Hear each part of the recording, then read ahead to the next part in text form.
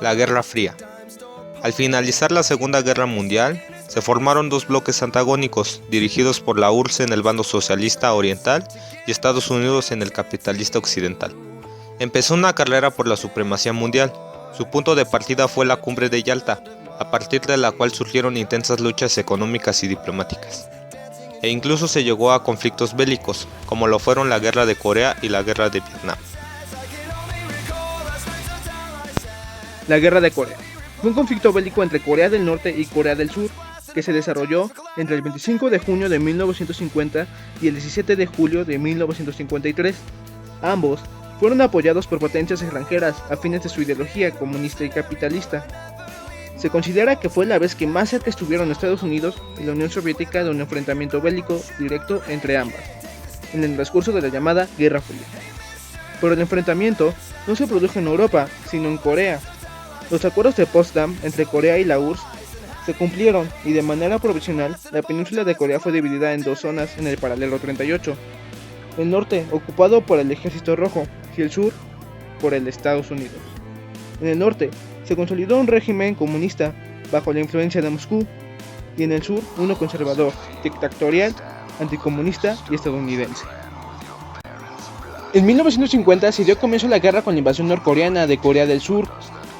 La coalición de las Naciones Unidas, liderada por los Estados Unidos, emprendió la reconquista de Corea del Sur y llegó a adentrarse en el norte.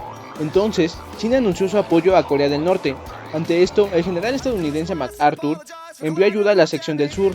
La entrada de la guerra por parte de este general dio un vuelco a la situación y concedió ventaja a Corea del Sur.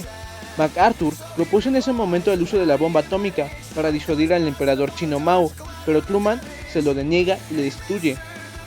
Finalmente, se firmó una tregua en 1953. En ella, se mantenía la división de Corea en dos estados con una frontera semejante a la de antes de la guerra. Pero en estos 3 años que duró, murieron más de 1 millón de personas. Además, la intervención de Estados Unidos provocó el temor a que estallase una tercera guerra mundial y favoreció al rearme estadounidense.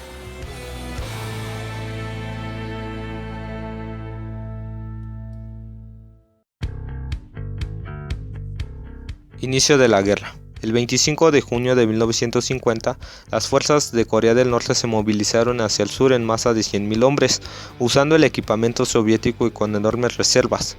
Su ataque sorpresa fue un éxito aplastante. En pocos días, las fuerzas militares de Corea del Sur ya estaban en total retirada y, junto al pequeño número de estadounidenses en Corea, estaban transitando dentro de una pequeña área alrededor de la ciudad de Pausan con la ayuda de las provisiones estadounidenses y la ayuda aérea. Las fuerzas ROK manejaron y estabilizaron esta frontera. Este inició una acción desesperada de aferramiento llamado el Perímetro Pausan. Aunque llegó más ayuda de la ONU, la situación era peligrosa y parecía que el norte podría ganar el control de la península entera.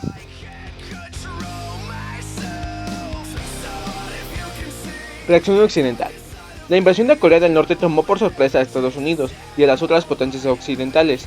Dean Acheson, del Departamento de Estado, había manifestado al Congreso del 20 de junio que la guerra no era probable. Sin embargo, un informe de la CIA a principios de marzo había previsto una invasión en junio. En audiencia pública por la invasión, Harry S. Truman estuvo de acuerdo con sus consejeros en usar la Fuerza Aérea Estadounidense, unilateralmente, contra las fuerzas de Corea del Norte. También ordenó a la séptima flota proteger a Taiwán. Los Estados Unidos también mantenían fuerzas sustanciales en Japón, lo cual permitió margen para una intervención rápida. Las acciones estaban puestas bajo el mando del general Douglas MacArthur, quien estaba a cargo de las fuerzas estadounidenses en el Pacífico. Las demás potencias occidentales mostraron inmediatamente su acuerdo con las acciones estadounidenses y ofrecieron su ayuda en el conflicto. Los estadounidenses organizaron el Grupo de Operaciones Especiales Smith y el 5 de julio estaba ocupándose del primer choque de guerra Corea del Norte-Estados Unidos. La acción estadounidense se llevó a cabo por varias razones. Truman estaba bajo una fuerte presión interna, ya que era considerado demasiado suave con el comunismo. Especialmente elocuentes fueron aquellos que acusaron a los demócratas de contar simplemente con la derrota china. La intervención era también una forma excelente de poner en marcha la nueva doctrina Truman, la cual abogaba por la oposición al comunismo en cualquier lugar al que éste intentara expandirse. Más tarde, Truman recibiría críticas por no haber una declaración de guerra del Congreso antes de enviar tropas a Corea. Por este hecho, el conflicto, al que se le vino a llamar la Guerra de Truman, había violado la Constitución de los Estados Unidos. Batalla de Incheon.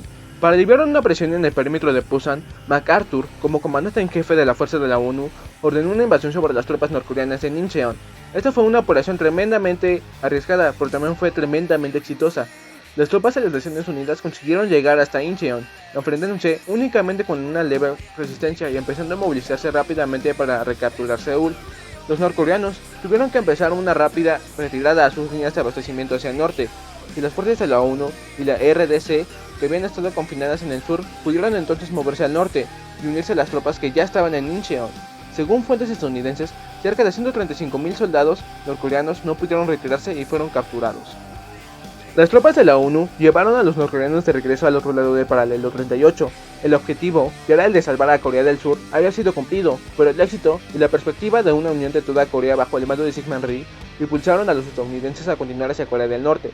Muchos en Occidente, incluyendo al general MacArthur, también tenían el pensamiento generalizado de que la guerra en China era buena idea.